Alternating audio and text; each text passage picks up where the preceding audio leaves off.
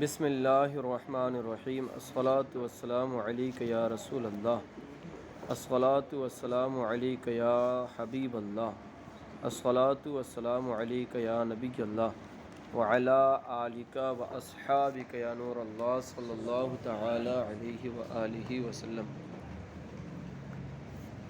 ما سبق میں بسم اللہ الرحمن الرحیم کے اسم کی بحث اور پھر کلمہ جلالت لفظ اللہ کی حقیقت کے حوالے سے گفتگو ہوئی۔ اب یہاں سے الرحمن الرحیم کی بحث پیش کریں گے۔ تو فرمایا کہ الرحمن الرحیم اسمانی بنیا للمبالغتی، یہ نہیں یہاں پر بنیا للمبالغتی فرمایا، یہ نہیں کہا کہ لصفت المشبہ، اس بنیاد پر کہ رحیم فلانن کہا جاتا ہے۔ سیبوئے نے کہا ہے کہ منقول ہے رحیم فلانن کہنا، اور تو جب رحیم فلانن کہنا منقول ہے تو یہ متعدی ہوگا، اور فعل صفت مشبہ یہ لازم ہوتی ہے۔ تو رحیم فلانن چونکہ یہ منقول ہے کہنا، اس بنیاد پر ان دونوں کو صفت مشبہ نہیں کہا جا سکتا۔ البتہ یہ دونوں کے دونوں مبالغہ کے صیغے ہیں، کیونکہ صیغہ جب بھی فاعل سے معدول ہوگا تو مبالغہ کا معنی ہوگا، ٹھیک ہے، مبالغہ کا معنی ہوگا۔ جیسے صفت مشبہ ہی ہے تو اس میں بھی مبالغہ کا معنی پایا جاتا ہے، کیونکہ اس میں فاعل حدوث پر دلالت کرتا ہے، جبکہ صفت مشبہ ثبوت پر دلالت کرتا ہے۔ کس پر دلالت کرتا ہے؟ ثبوت پر دلالت کرتا ہے۔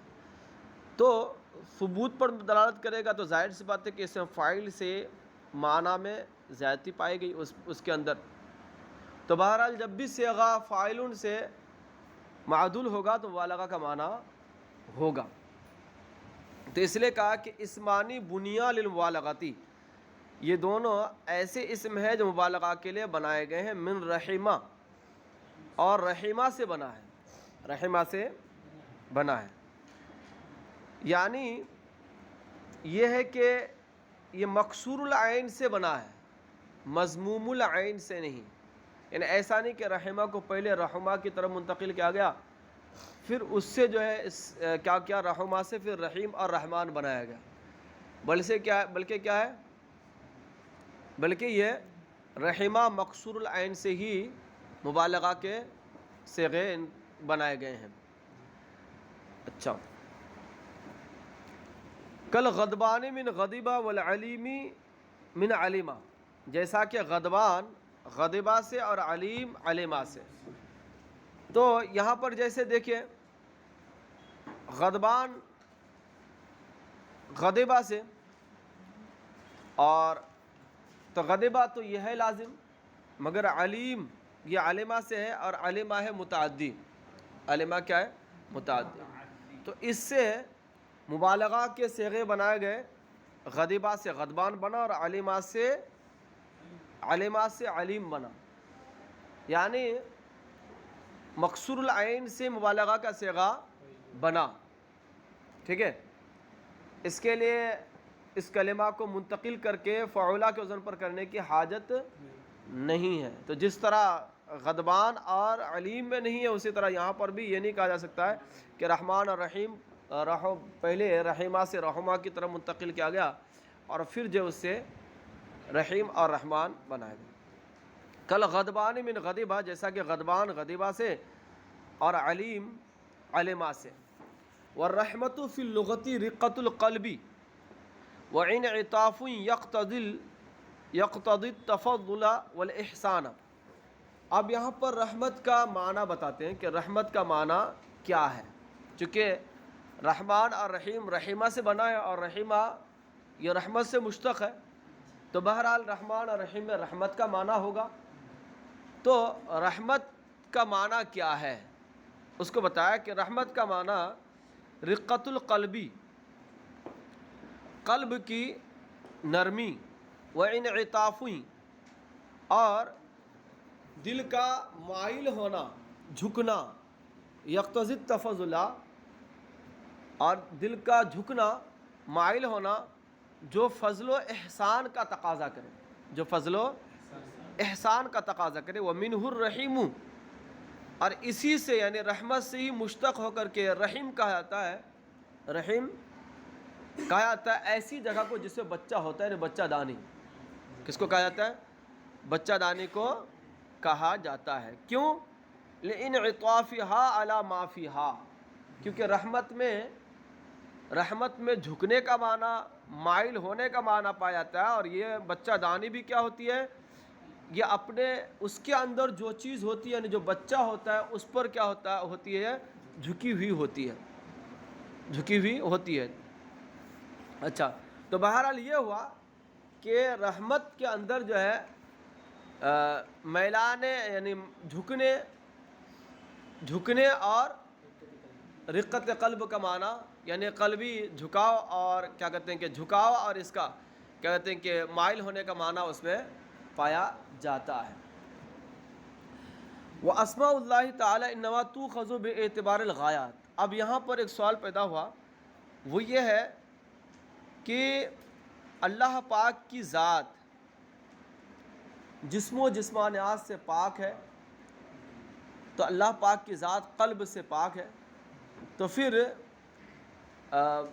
اللہ پاک کے لیے اگر رحمت کو ثابت کریں تو پھر ایسی صورت میں یہ قلب وغیرہ سے اللہ پاک کی ذات تو پاک ہے، تو اس کی نسبت اس کی طرف کیسے کی جائے گی، اور یہ اللہ پاک کی صفت کیسے بن سکتی ہے؟ بات میں آ رہی ہے جی؟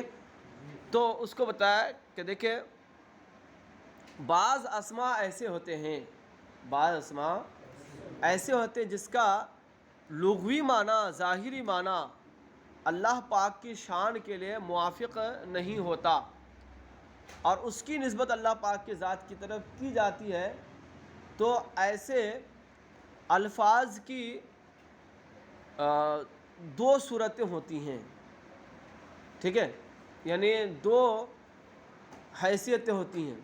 ایک کیا اس کی یعنی دو حالتیں ہوتی ہیں، ایک حالت اس کی حالت ابتدائی حالت، اور دوسری کی حالت کیا ہوتی ہے؟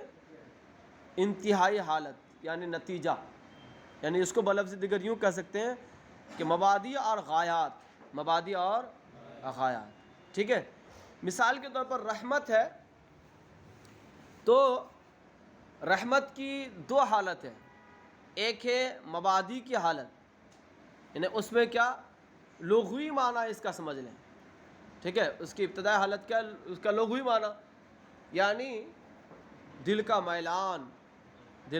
میلان اور رقت قلب یعنی دل کا نرم ہونا، یہ اس کا مبادی اور ابتدائی والا معنی ہے، ٹھیک ہے؟ مبدا ہے، اور اس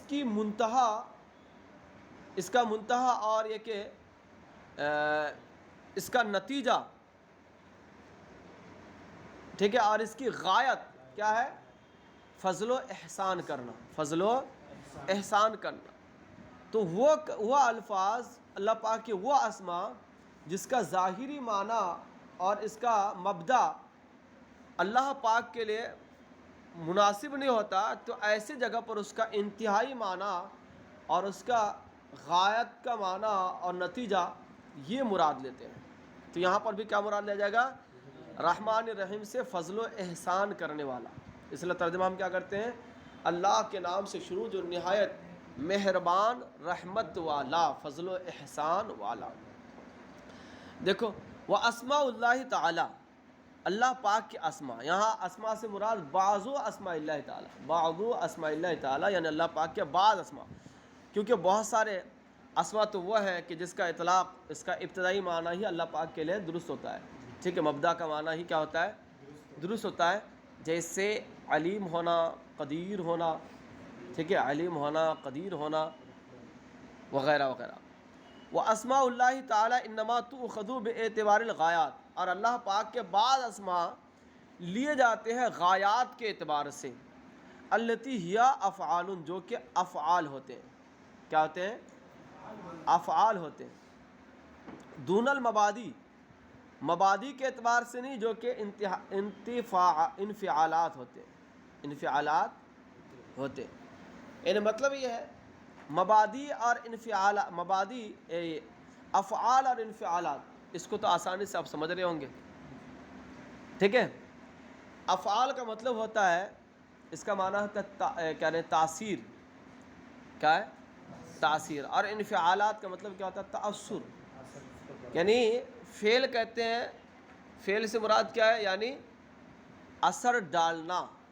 اور انفعال کا مطلب ہوتا ہے اثر کو قبول کرنا. ٹھیک ہے. تو ابتدائی حالت مثال کے طور پر یہی رحمت ہی کی ابتدائی حالت دیکھ لیجئے. تو ابتدائی حالت کیا ہے اس کی؟ تاثیر ہے. تاثیر کو قبول کرنا ہے، انفعال ہے. کیسے؟ یعنی مطلب کسی کو آپ دیکھتے ہو، کسی کو آپ دیکھتے ہو تو اس پر آپ رحمت کرتے ہو. یعنی مطلب کیا ہوتا ہے؟ پہلے اس کی طرف آپ کا دل جھکتا ہے، ان کا حال دیکھ کر، ان کے حال کی کہ اثر کو تم قبول کرتے ہو، آپ کا دل قبول کرتا ہے تو اس کی طرف جھکتا ہے آپ کا دل. تو یہ انفعالی کیفیت ہوئی. پھر اس کے بعد اپنے جیب سے نکال کر فضل و احسان کرتے ہو، کچھ چیزیں دے دیتے ہو. ٹھیک ہے.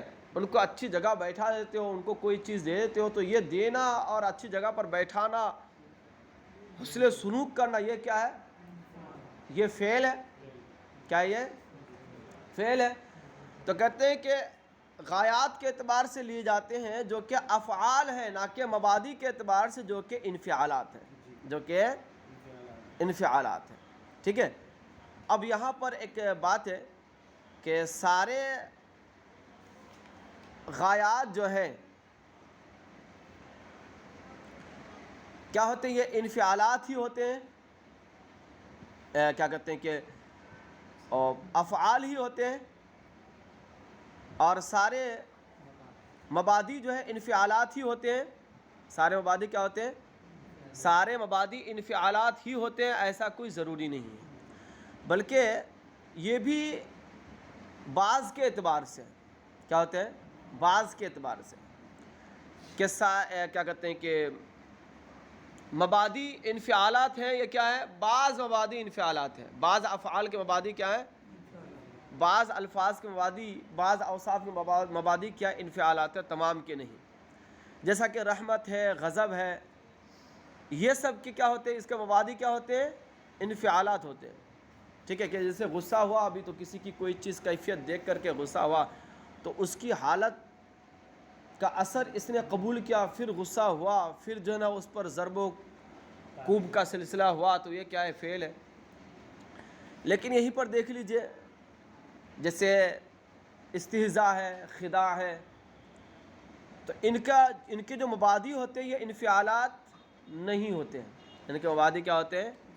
انفعالات نہیں ہوتے. تو یہ جو کہا گیا کہ غایات کے اعتبار سے لے آتے ہیں، جو کہ اور غایات کو افعال کہا اور مبادی کو کیا کہا؟ انفعالات کہا. تو سارے کے سارے مبادی جو ہوتے ہیں انفعالات ہی ہوتے ہیں، ایسا ضروری نہیں ہے. ٹھیک ہے. یہ بھی کیا ہے؟ بعض کے اعتبار سے. دیکھیں اچھا، اب یہاں پر اگلی بحث ہے کہ رحمان اور رحیم یہ دونوں ہی مبالغہ کے صیغے ہیں. مبالغہ کے دونوں ہی صیغے ہیں. تو مبالغہ میں زیادتی کا معنی پایا جاتا ہے. کیا ہوتا ہے؟ زیادتی کا معنی پایا جاتا ہے. اور زیادتی کے کیا ہوتے ہیں؟ مرتبے ہوتے ہیں. تو اب یہ ہے کہ رحمان اور رحیم کیا دونوں مبالغہ کے معنی میں برابر ہیں، یا کسی میں مبالغہ کا معنی زیادہ ہے اور کسی میں کم ہے؟ تو اسی کو بتایا کہ الرحمن میں مبالغہ کا معنی زیادہ ہے اور رحیم میں مبالغہ کا معنی کم ہے.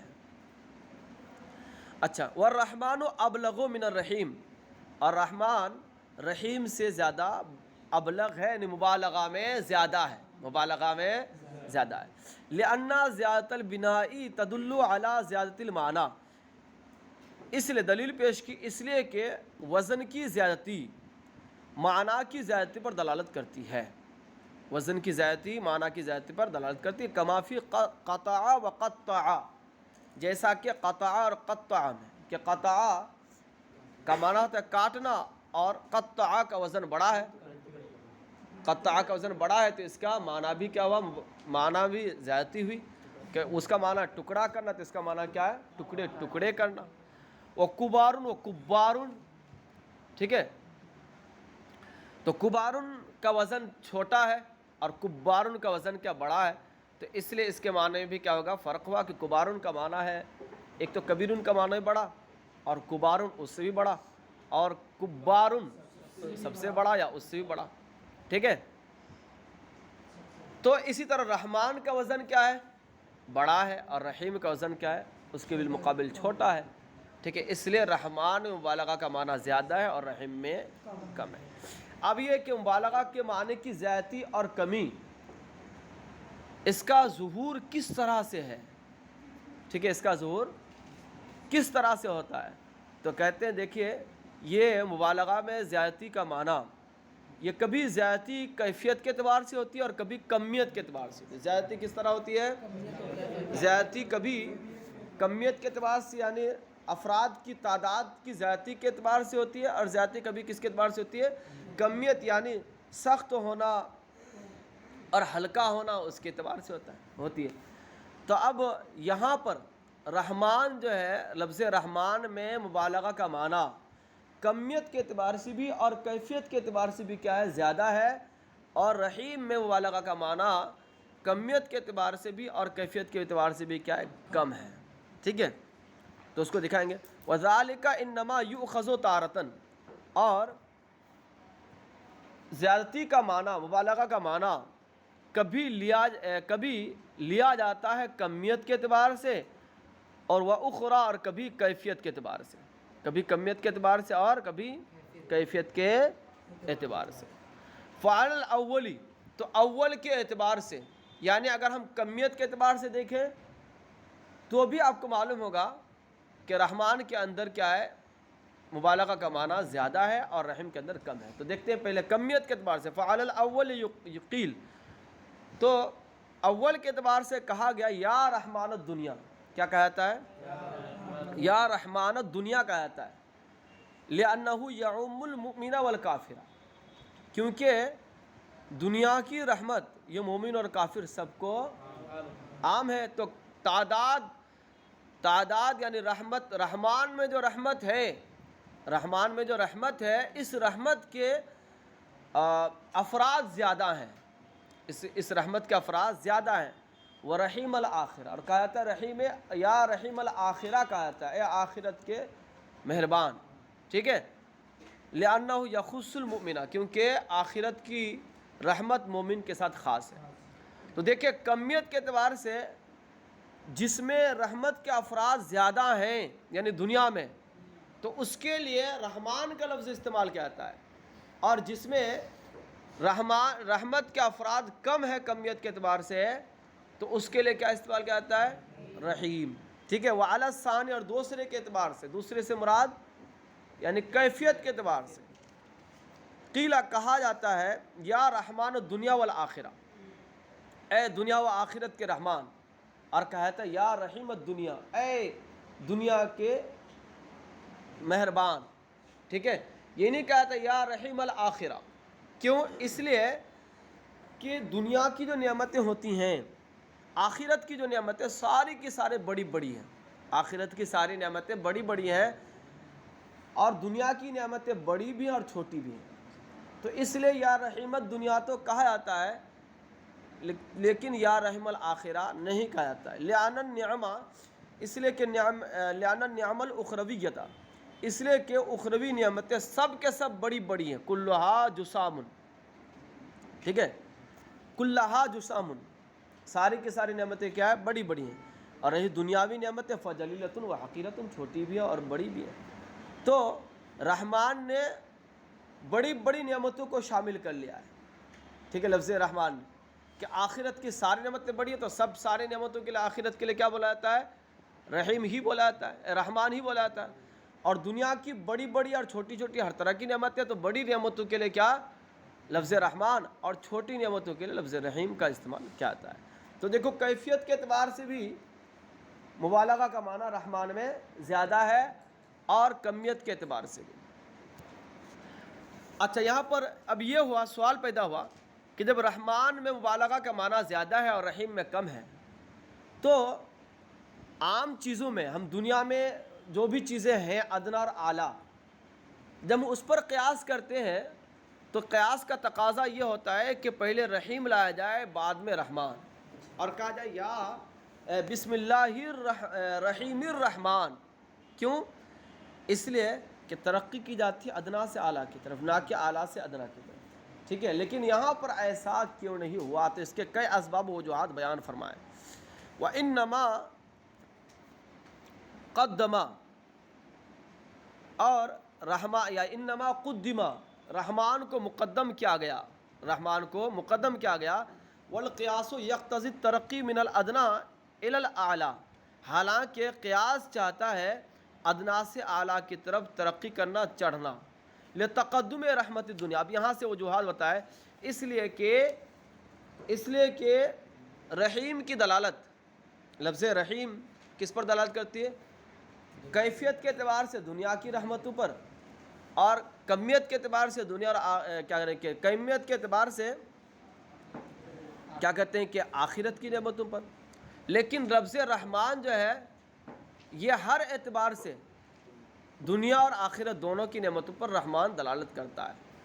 تو بہرحال لفظ رحیم میں بنسبت لفظ رحمان کے، رحیم کی دلالت کس پر ہوتی ہے؟ زیادہ دنیا کی نعمتوں پر ہوتی ہے، ٹھیک ہے؟ دنیا کی نعمتوں پر ہوتی ہے، اور دنیا کی نعمتوں پر ہوتی ہے، کیونکہ کیفیت کے اعتبار سے بھی تو دنیا ہی کی نعمتوں پر ہوتی ہے، دنیا آخرت کی نعمتوں پر اس کا اطلاق ہوتا ہی نہیں ہے۔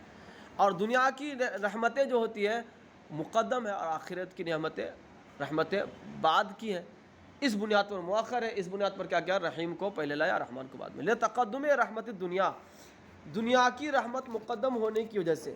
دوسری بات، ایک وجہ ہوگی، دوسری وجہ وَلِأَنَّهُ صَارَ كَالْعَلَمِ مِنْ حَيْثُ إِنَّهُ لَا يُوصَفُ بِهِ، دوسری وجہ یہ ہے کہ لفظ رحمان اور رحیم میں دونوں ہی وصف ہی ہیں، مگر لفظ رحمان اور رحیم میں لفظ رحمان جو ہے یہ علم کی منزل میں ہے۔ کس منزل میں ہے؟ اس کے اندر علم کے اوصاف پائے جاتے ہیں، علم کی علامات پائے جاتے ہیں، اس بنیاد پر کہ علم تو نہیں ہے مگر علم کی منزل میں علم کی طرح ہے، ٹھیک ہے؟ لأنه صار كالعلم، اس لیے کہ یہ کیا ہو چکا ہے؟ علم کی طرح ہے، اس حیثیت سے۔ کیسے علم کی طرح ہے؟ اس حیثیت سے کہ انه لا يوصف به، کہ اس سے کسی دوسری کی صفت نہیں بیان کی جاتی، یعنی یہ صفت نہیں ہوتا ہے۔ لفظ رحمان کیا ہوتا ہے؟ صفت نہیں ہوتا ہے۔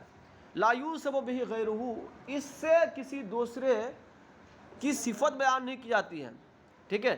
دوسرے یعنی ایسا نہ ہو کہ یہ لفظ جو ہے نا صفت اور دوسرا لفظ کیا بن جائے، موصوف بنے، ایسا نہیں ہوتا ہے۔ تو اس سے دوسرے کی صفت بیان نہیں کی جاتی ہے، یعنی مطلب یہ ہے کہ ایک تو صورت ہے کہ اس لفظ سے دوسرے لفظ کی صفت نہیں بیان کی جاتی، نیز یہ ہے کہ اللہ کے علاوہ کسی کی صفت لفظ رحمان سے نہیں بیان کی جاتی۔ کیا بولیں گے؟ اور کتاب میں جو ہے یہی صورت زیادہ یہاں پر بیان کرنے کا مقصد ہے، کیا ہے؟ من حیث، اس حیثیت سے ہے کہ لا یوصف به غیرہ، کہ اللہ کے علاوہ کسی اور کی صفت اس سے بیان نہیں کی جاتی۔ اس سے صفت کس کی بیان کی جاتی ہے؟ اللہ ہی کی بیان کی جاتی ہے۔ کیوں؟ اس لیے کہ اس کا معنی ہوتا ہے لأن معناہ، اس لیے کہ اس کا معنی ہے، رحمان کا معنی ہے کہ المنعم الحقیقی، حقیقی منعم، البالغ فی الرحمت غایتہا، جو رحمت میں اپنی انتہا کو پہنچا ہوا۔ اس کا معنی کیا ہے؟ منعم حقیقی، حقیقی نعمت عطا فرمانے والا، حقیقی منعم جو رحمت میں اپنی انتہا کو پہنچا ہوا ہو۔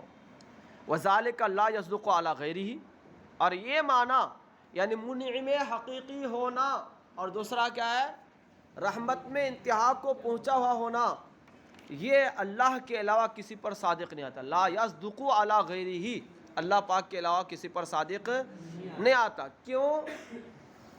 اس لیے کہ لأن من عداہ، پہلے اس کو بتائیں گے کہ رحمت میں غایت کو پہنچا ہوا ہے، ٹھیک ہے؟ اس لیے کہ من عداہ اللہ کے علاوہ جو بھی ہوتا ہے اگر وہ رحمت کرتا ہے تو اس کے بدلے کچھ نہ کچھ لیتا ہے، عوض لیتا ہے. کیا کرتا ہے؟ یعنی اللہ پاک ہی وہ ہے جو بلا عوض رحمت عطا فرماتا ہے، مہربانی کرتا ہے. اللہ کے علاوہ جو بھی ہے، جتنی بھی مخلوق ہیں، یہ سب کے سب، ٹھیک ہے، اللہ خالق کے علاوہ جو بھی رحمت کرتا ہے، ٹھیک ہے، وہ کیا کرتا ہے؟ عوض لیتا ہے. کم از کم اتنا تو ہے کہ اللہ کا ثواب چاہتا ہے. اتنا تو چاہنا ہی چاہیے نا.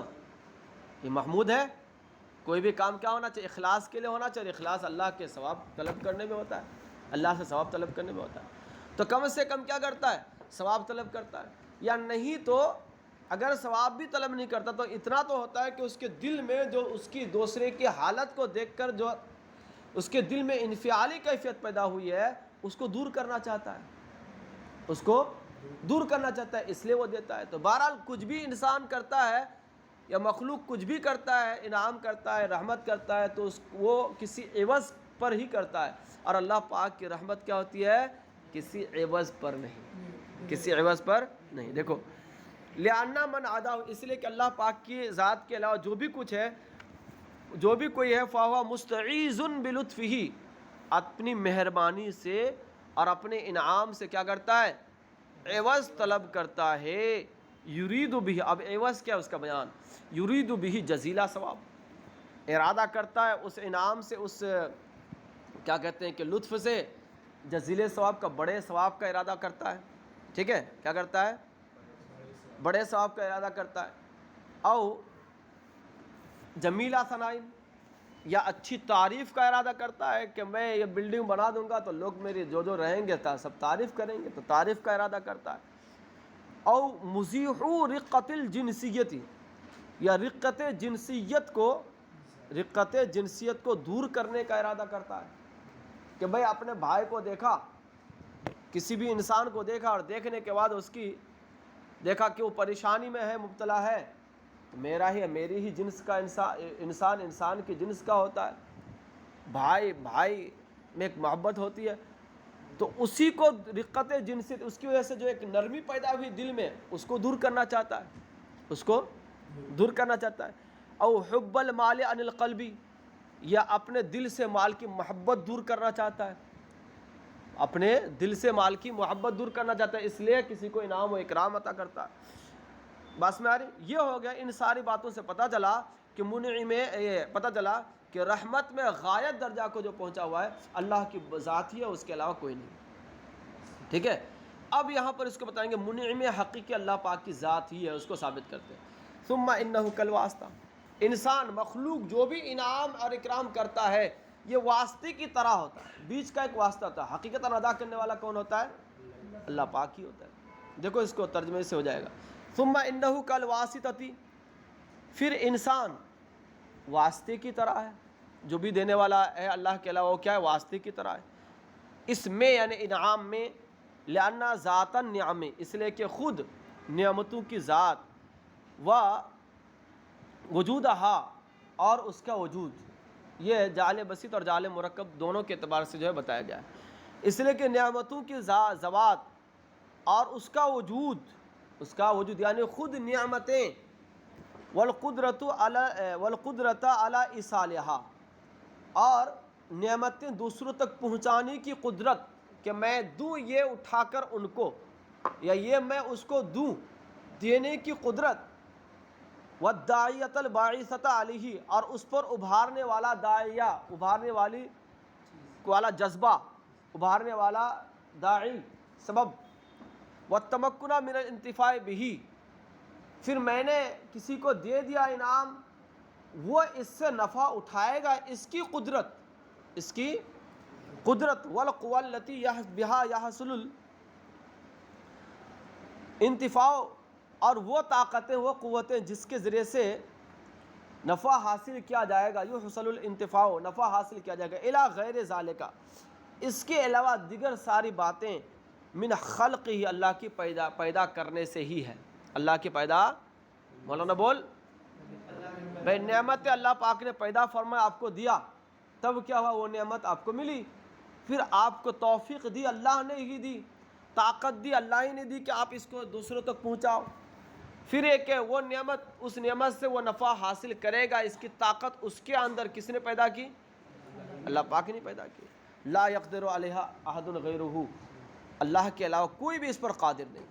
جب کوئی بھی قادر نہیں ہے تو بتاؤ کہ حقیقی منعم کون ہوا؟ انسان واسطے کی طرح ہے نا. انسان کیا ہے؟ مخلوق کیا ہے؟ انعام میں واسطہ ہے. حقیقتاً منعم کون ہے؟ اللہ پاک کی ذات ہی ہے. او تو حقیقی منعم ہونے پر دلالت کون کرتا ہے؟ لفظ رحمان. تو لفظ رحمان کیا ہوا؟ اللہ پاک کے ساتھ خاص ہوا. اس کے ذریعے سے کسی دوسری کی صفت بیان کی جا سکتی ہے؟ ہرگز ہرگز بیان نہیں کی جا سکتی ہے. ٹھیک ہے. او لأن الرحمن، تو اس لیے چونکہ وہ کیا اللہ پاک کے علم کی طرح ہے، اور رحیم ظاہر سی بات ہے ہر اعتبار سے صفت ہی ہے. تو اس بنیاد پر کیا ہوا؟ تقاضا یہ ہے کہ علم پہلے ہو تو علم کا مشابہ جو ہے، علم کی طرح جو ہے، اس کا بھی تقاضا ہے کہ وہ پہلے ہو، اور رحیم جو بالکل صفت ہے، ٹھیک ہے، وہ کیا ہو؟ بعد میں ہو. او لأن الرحمن، نیز دوسری دو وجہ کہ رحمان لما دل علی جلائل النعم، لفظ رحمان نے جب دلالت کی کس پر؟ بڑی بڑی نعمتوں پر اور اصول نعمت پر.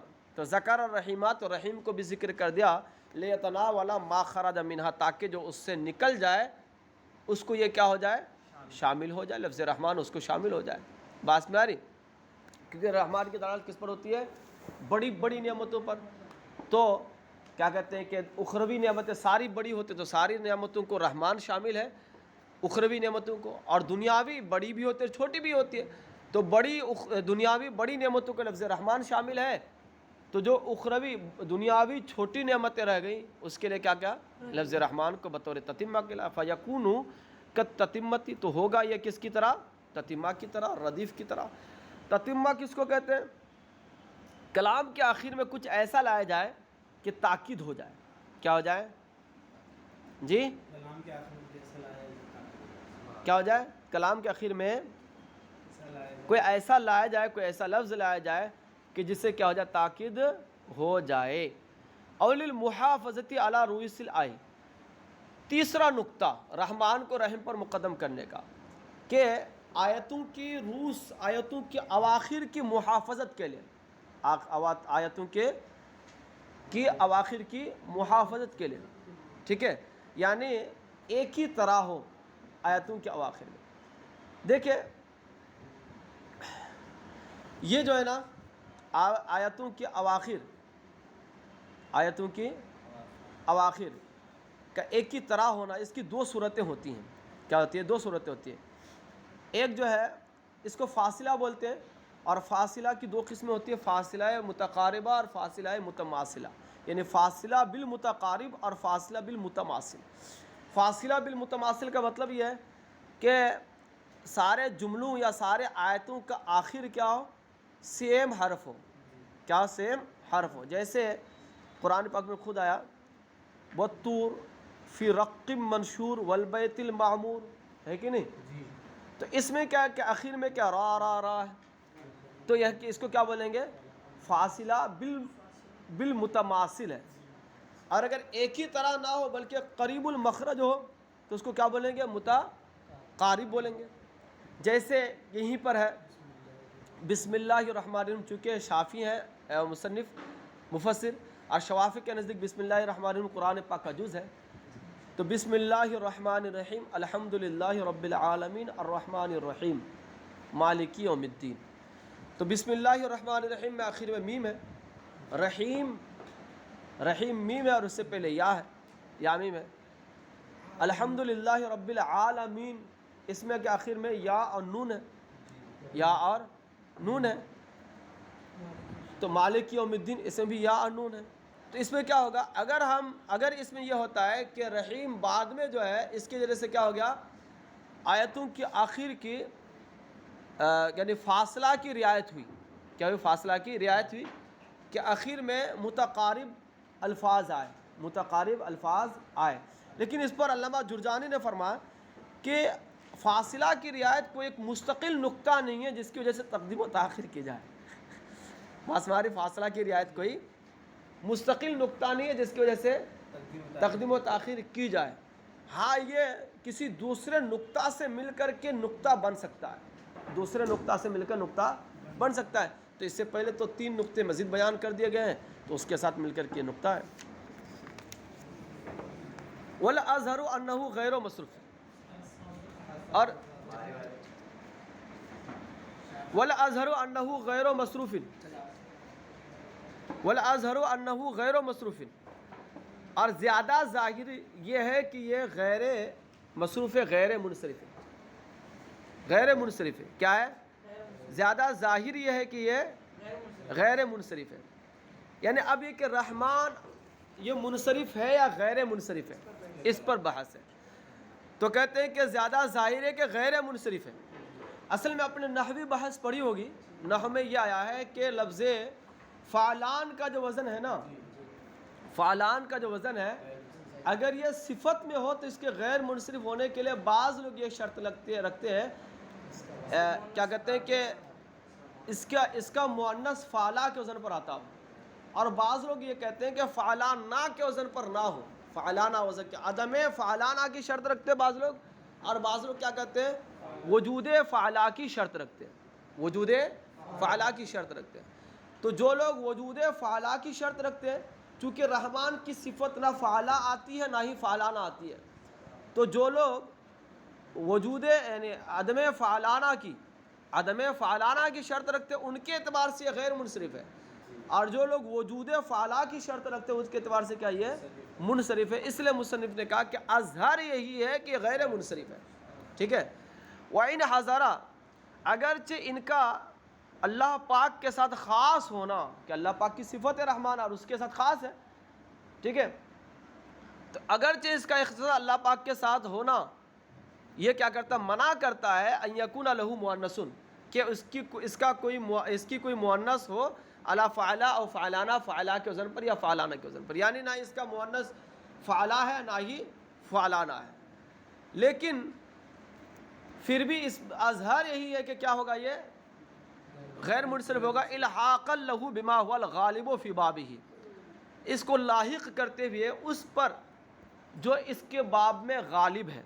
یعنی فعلان جو صفت کا صیغہ ہوتا ہے اس میں غالب یہی ہے, کہ اس کا مؤنث کیا آئے گا, اس کا مؤنث فعلا کے وزن پر آتا ہے. اس میں غالب یہی ہے کہ اس کا مؤنث کیا ہوتا ہے, فعلا کے وزن پر آتا ہے. ٹھیک ہے. اس لیے اس کو کیا پڑھا, کہا کہ یہ اظہر ہے کہ یہ کیا ہے, غیر منصرف ہے. وَإِنَّمَا خُصَّتْ تَسْمِيَتُ بِهَذِهِ الْأَسْمَاءِ لِيَعْلَمَ الْعَارِفُ, یا انما خصت تسمیہ, کہ اللہ پاک نے تسمیہ کو خاص کر دے انہی اسماء کے ساتھ. یعنی مطلب یہ ہے کہ بسم اللہ الرحمن الرحیم کہا گیا, لفظ اللہ کے بعد رحمان اور رحیم یہ صفات بیان کیے گئے. بسم اللہ الکریم الغفار یا اس طرح کے کوئی دوسرے اوصاف نہیں کہے گئے. اس کی وجہ کیا ہے, تو کہتے ہیں کہ وَإِنَّمَا خَصَّتْ تَسْمِيَةً, اور تسمیہ کو خاص کر دیا انہی اسماء کے ساتھ, یعنی اللہ بسم اللہ الرحمن الرحیم کے ساتھ, تاکہ عارف جان لے کہ ان المستحق لأن یستعان بہ فی مجامع الامور, کہ جو ذات اس بات کا مستحق ہے کہ تمام امور میں ان سے مدد لی جائے, ان کی مدد طلب کی جائے, وہ معبود حقیقی ہے. معبود حقیقی ہے جو مولی نعمی, جو نعمتوں کا عطا کرنے والا ہے, تمام نعمتوں کا عطا کرنے والا ہے. مولی نعمی کلہا, عاجلہا و آجلہا, جلیلہا و حقیرہا, کہ وہی معبود حقیقی ہے جو کہ تمام نعمتوں کو عطا کرنے والا ہے. ٹھیک ہے. جلد ملنے والی نعمتیں بھی ہیں اور بعد میں ملنے والی نعمت بھی, اور اس کے بڑی بڑی نعمتیں بھی ہیں اور حقیر نعمتوں کو بھی. ٹھیک ہے. فَيَتَوَجَّهُ بِشَرَارِهِ, کیونکہ لفظ رحمان اور رحیم, لفظ رحمان کی دلالت کس پر ہوتی ہے, بڑی بڑی نعمتوں پر, اور رحیم کی دلالت جو ہے چھوٹی چھوٹی نعمتوں پر. تو اس کو لایا تاکہ کیا ہو جائے گا, سمجھنے والا سمجھ جائے گا کہ مدد کس سے حاصل کرنی چاہیے, اسی ذات سے جو کیا ہے تمام نعمتوں کا عطا فرمانے والا ہے.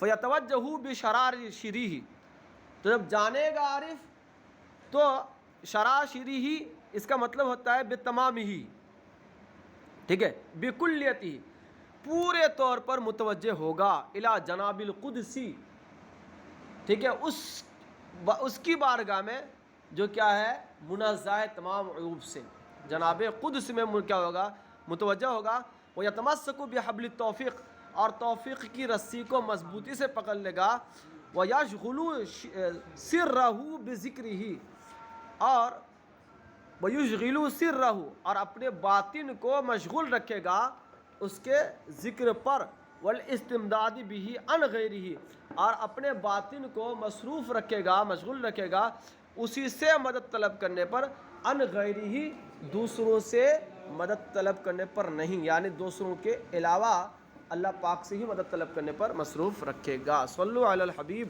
صلی اللہ تعالی علی محمد صلی اللہ علیہ وسلم، الصلاۃ والسلام علیکم رسول اللہ صلی اللہ علیہ وسلم۔